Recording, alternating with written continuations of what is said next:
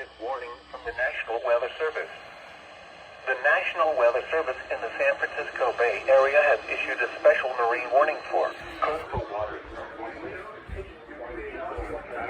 nautical mile until midnight Pacific Standard Time.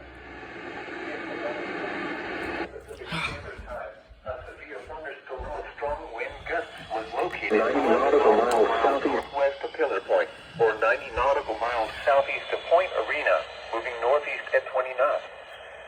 Hazard, strong wind gusts 34 knots or greater with possible lightning strikes and a slight chance for water spouts. Source, radar. Impact, small craft could be damaged in briefly higher winds and suddenly higher waves. Water spouts can easily overturn boats and create locally hazardous seas.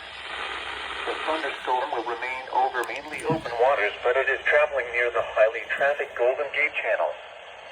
Move to safe harbor immediately as gusty winds and high waves are expected. Seek safe shelter. Mariners can expect gusty winds and increasing waves.